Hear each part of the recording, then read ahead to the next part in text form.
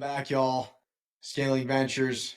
We are building a portfolio of niche vertical SaaS firms that punch like $50 million revenue giants.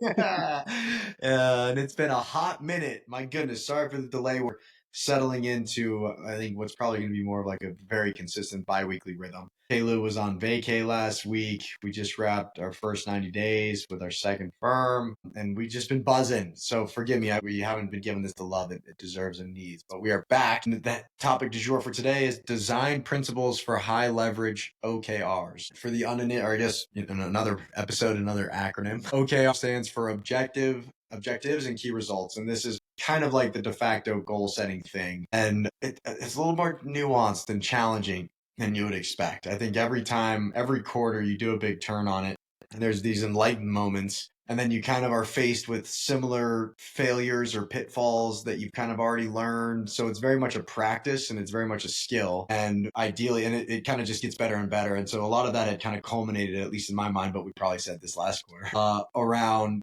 some design principles to prevent those shortfallings. So heads up here, we've got a TLDR where I'll hit you between the eyes, and then we'll move into the most common OKR pitfalls, design principles for high leverage OKRs, some real world examples, and then a checklist, power laws, and common objections. And last but not least, a plug and play prompt to basically audit and refine your OKRs. So that's probably what y'all are here for. So the headline is a made up quote, but it's like, we spent 6 weeks tagging every onboarding project in Jira. Our QBR slide was immaculate, but our go lives didn't change.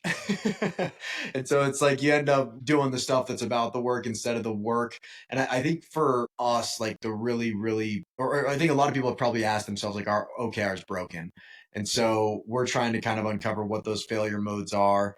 And a saying that Kev and I resolved to, which I think is probably some of the most hard-hitting learning for me, is that you figure out what work needs to be done by doing the work.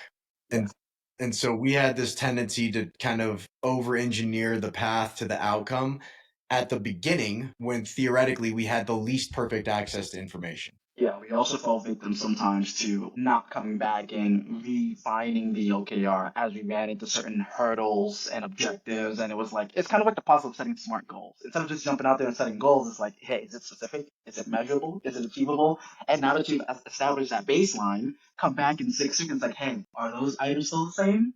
So that's where we were falling into the challenge. And appreciating that this too is like a thesis of sorts, or it's a living, breathing thing. So if we jump into the TLDR, the biggest OKR failure mode is locking in key results before you've done it, or assuming from the jump you have the most beautiful, optimal path to the objective or to the outcome. Which we love to do at the jump, which, surprise, you don't. And then, or if you could size it up, if you don't learn something and find a straighter line or a shorter line to the objective as a function of doing the work, something's probably wrong. Mm-hmm. So that second one is most teams confuse outputs, aka ship this feature, with outcomes, which would be increased win rate. And they wonder why nothing has changed. And then lastly, the best OKRs are lean. So state change objectives, one outcome oriented key results, and maybe a few guardrails. And we're going to really I'm not going to say that term. We're going to lean in to state change objectives, because that was a great framework for me. So here I'll share my screen, because this little table here, it's pretty handy dandy. You took the words right out of my head. I was like, yeah, it's pretty handy dandy. We need a table. All right. So the most common OKR pitfalls. So pitfall 1. Premature precision. And this is basically here's our objective. Here are the 3 key results that we need to stick it. And then the hallmark of you're in trouble is that you have these zombie key results that you'll look at on it. And it's everyone's well, that's that wasn't really right. And we're not really working on that anymore. And I'm not really sure why that's there. So that's a signal there. Output does not equal outcome. So this is kind of tasks masquerading as impact. And this is confusing activity with results, or confusing inputs with outcomes. For instance, closing tickets does not equal improving retention. Third is a set it and forget it culture. And so this is back to, I think at a minimum, and we'll talk about this more, is some type of mid-quarter check-in. We need, it's been 6 weeks. should be able to either bring a lot more conviction to what we're doing, or we need to make little micro adjustments so that we finish the quarter strong and we knock down the outcomes of the objectives that we've identified are big for us. And then no instrumentation, you can't improve what you can't measure. Or I don't know, there's a million flavors of that quote, but it all means the same shit. So make sure you can measure what you're focused on. It's hard to tell if you're losing weight if you don't have a scale. Yeah, and if you don't have a way of measuring it, then let that first outcome be to establish the base weight that you then need to progress later on and start to analyze your rate of improvement quarter for quarter. Which is a phenomenal first key result. Right. Phenomenal. Cool. So the design principles for high leverage OKRs. So as we had mentioned, this state change objectives. So you would, and simply put, here are some examples. It's move metric X from A to B, or we are now able to. So think that this is moving to a place where a capability is established, or a capability is improved, or some type of measurable outcome has moved in a positive direction. And then we went back and forth on this because, and I don't want to overcorrect, but I was like, any objective is only allowed to have one key result at the beginning. And so we kind of wiggled around with like key outcomes, and then it was like high conviction key results. But I would kind of argue, and this is simplicity is mastery, this is all the stuff that we preach, but I think probably no more than two, or I don't know, let's just stick to the script here. I think it's one initial outcome oriented key result, and you choose, and it's really productive too to fixate on that, where it's like, here's the objective. What is the first kind of measurable result that is a high signal that we're moving in the right direction? And just chewing that over in your mind a few times is really productive exercise. Yeah, and I would say even if ultimately as we typically go through our exercises, we come out with a potential 2, 3 outcomes that can potentially come out of this project or initiative, pick the one that is most closely related to your business goals, your main North Star metric, and then allow the learnings in the process to help you refine that outcome as you go. And if you need to add a second outcome as a result of the earnings, now you have a good chance of defending why you need that second outcome. But you got to pick the one that's most closely tied to your North Star. Yeah, and this is back to, if all of a sudden your key results, or just, I'm going to say this over and over because I've learned the lesson over and over and over. If the key result sounds like a project plan to get to the objective, you're in the wrong direction. Or this prompt that we share with you later is going to be like, so, and then moving on to the third kind of design principle is separating enablers from outcomes. So there might be stuff like we need to migrate something, we need to audit something, we need to establish, something, but All be the little clear. pepper tasks. Yeah. So just be clear that this is an enabler, or it's a path to the thing. And then by extension, we're not really following the order, but you can also introduce kind of guardrails for quality. So, something around the line, like we need to make sure that our customer satisfaction stays above 95% or something like that. So that's kind of like, if you plan on breaking some eggs, make sure that that's not going to work out. But generally it's like, make sure that the omelet doesn't drop below some kind of level of quality while you're getting the stuff fixed up. Okay, you kind of got that, Kev. And then lastly is this notion of a mid-cycle reset. So week 4 or 6, revisit the objectives with very fresh eyes. And it's like, is this still what we thought it was? Is this the objective that is like, why now, right? Like, why now? Why now? Everyone goes around the table, why now? And then you'd be shocked at how much you tune your point of view.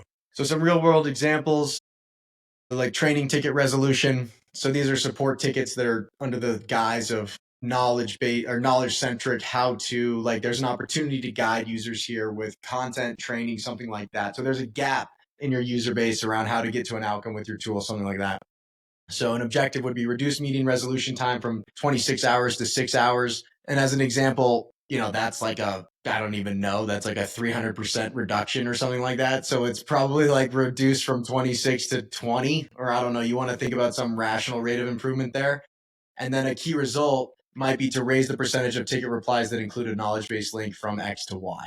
And because that if we can drive more traffic and get better leverage from the knowledge base, that should have an impact in the overarching resolution time. And we're getting leverage from the substance that's already there. The guardrail here is back to the CSAT of greater than 95%.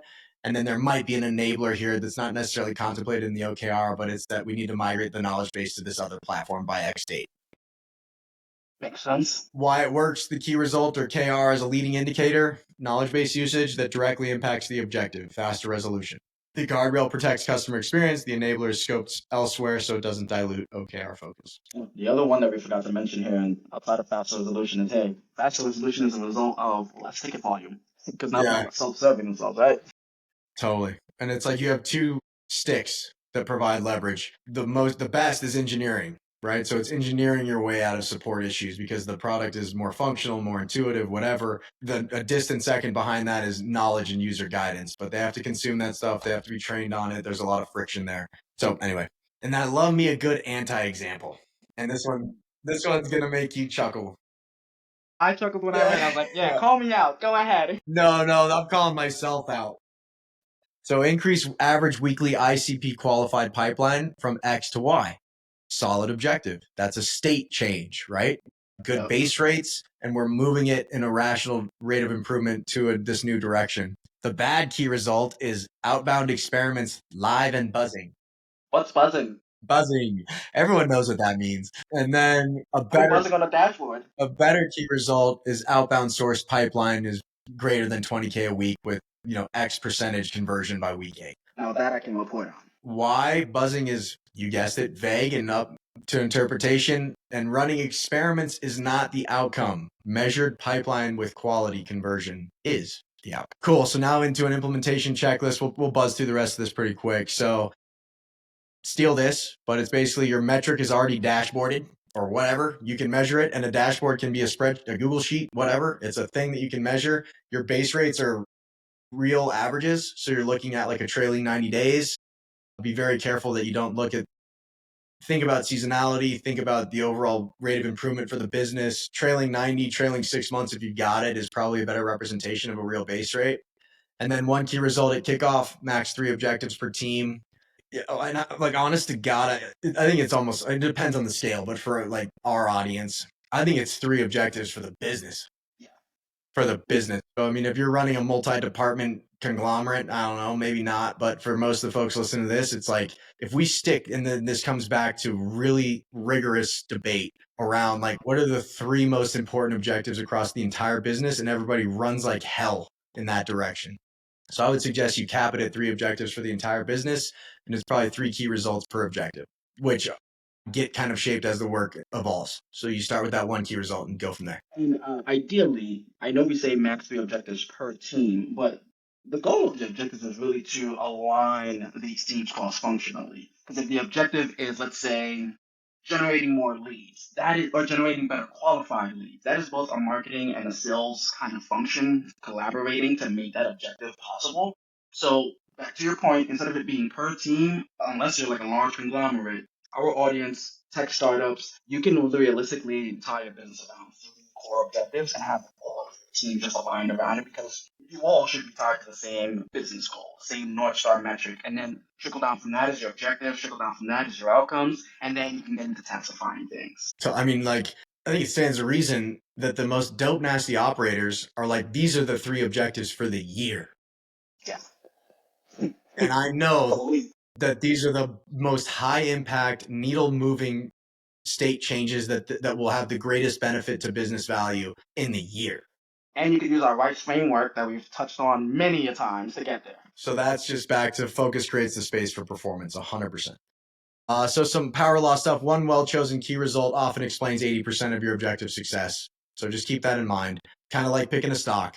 High signal, long tail impact, measurable traction. Just preserve focus the job of this exercise is to point focus like a magnifying glass. So it gets so concentrated that it burns through brick, Pareto principle, 80-20. Power law reigns supreme. So some common objections answered. 1 key result isn't enough. Then your objective is probably too broad.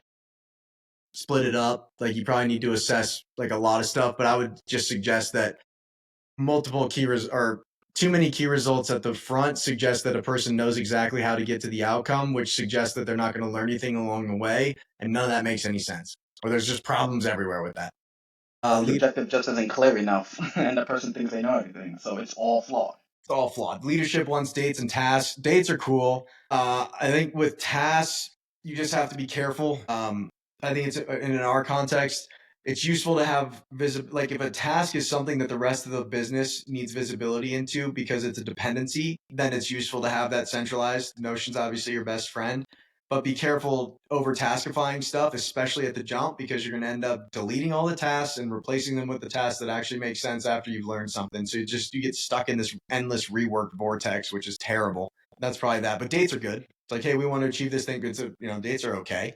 But just be careful with the tasks, because then that starts to feel like a project plan, and now you're managing input, or managing just stuff. You're not managing the outcomes, and that's kind of the thing, right? Is like you want to provide like high agency, meaning independent, autonomous execution. And as a business leader, your priority is the objective. It is the outcome. You don't care how the hell you get there, and assume that the best work or the best people are the people that find the paths to the outcomes that you just couldn't predict or that you would have never done yourself. That's the stuff that I love to see, where it's like, damn, you found a silver bullet right through this thing, and I never would have guessed that, Yeah, I could even comment on that. Some might argue and say, well, instead of tasks, what if we just look at the key milestones? I can say I've been through large technical projects, gotten almost to the end, spoken with one other person, said, oh, I could have gotten there fast if I just did this. And it had even way less key milestones. So just avoid taskifying yourself. Be super clear on the outcome that you want. Do research, talk to a subject matter expert on LinkedIn. Really get out there to do the diligence to understand, like, okay, how do I get from point A to point B? But don't just fixate on managing the task board, because that in itself becomes a task. It's distracts you from the outcome. I would say keep those conversations more so for the weekly check-ins on, hey, how is this pacing? What did you do this week to move that pace along? That's where that task conversation can happen. Yeah, I think maybe timely to introduce another concept, which is very common in engineering, which is like finding that brick wall thing. So Yes. like what is a hardcore technical constraint that's an absolute showstopper that we should try to solve for in parallel with what we're doing, so that we don't just hit a brick wall and all of our momentum ends. So it is thoughtful to think about like hardcore constraints or just frailties or stuff like that could absolutely stop you in your tracks in the future. And that's independent from dates and tasks, but it's just maybe something to consider. Well said. And then the last one is just, we can't measure the thing right. And then that's back to your first key result is establish measurement. Identify a base rate. If your first objective and key result is establishing a base rate, then hey, you're already starting from a very good point. Most people kind of just jump into finding the solution without understanding, hey, what is the rate of improvement I'm really aiming for here? And that's where a lot of our planning goes flawed. One hundo. And then a little plug and play prompt for OKR audits. So that's here for you, but it's basically like the context, blah, blah, blah. Task is critique the objective and the first key result, or however many you want to drop in there. Rewrite them if needed so they pass every Rubik test, and then suggest one optional guardrail. That's, I guess, gravy. And then the objective screening is all the stuff we spoke about. State change, not output. Measurable today. Strategic values clear. It either ties to revenue, retention, cost, or customer experience. We want to be concise, and then kind of the same filter for the key result. And then it provides an example format. And then you simply just drop in at the end with the input, you drop in your OKRs, hit go, and it should spit out better ones. So final thoughts. The OKR methodology is not broken, but most teams kind of abuse them or kind of fall victim to those pitfalls that we had spoken about. And I think the headline is that you need to treat OKRs as like this living hypothesis and just fixate on the outcomes and never stop asking why now. I mean, within reason. But I think at any kind of leadership context, table, meeting, weekly, whatever, it's like, all right, why are we doing this? Okay. Why now? Okay. And just continue to root that into your soul so that it's very clear that this is the thing that is going to have a huge impact on the business and it's worth doing now. And this was kind of a fun, punchy little statement at the end, but the best operators don't complete OKRs. Like these OKRs, which is something else that you'll find, is they almost always compound into, they dovetail into new stuff and into new stuff. So it's kind of like you get it to this one place and then you kind of reassess, and it's very likely you'll revisit it when it calls for that order of priority and you move the thing forward. Cool? Cool. I would even say said another way. OKRs, in a sense, depending on what it is you're working on, they do become persistent systems. Yeah. It's something that's evergreen. It involves processes that will change, tools that will change, new people. We think in RevOps, people process tech, new people that will come in and need to learn these new processes. They will have feedback and ultimately drive that change again. So treat it as, hey, you got through the initial objective, you got to the initial outcome, but now it becomes a persistent system to continuously monitor, hey, is that outcome still relevant? What else are we aiming for now? What is the rate of improvement we need to go for? What's the new outcome or the change in the outcome that we first accomplished or established? Love it. And I have a thing teed up to write about, and the headline is kind of opportunistic, repeatable, or persistent. Dude, really? Yeah, like it's all teed up because I've just been going so deep on all that stuff. So maybe we'll write about that next time. Yeah. Because it is like those are. It's kind of like, are we like, is this an opportunistic thing we're executing on? Is this something that we want to be repeatable, or is this repeatable meaning once every Q1 and persistent meaning always on buzzing? All right, dude. Dope. Lasers for the love of the game. I now gotta. There they come. Let's go. Yeah. I practiced for like 5 minutes just stepping in earlier before we got on. I love it. I love it. So good. All right. Much love, Kjael. Next time, my friend. Peace.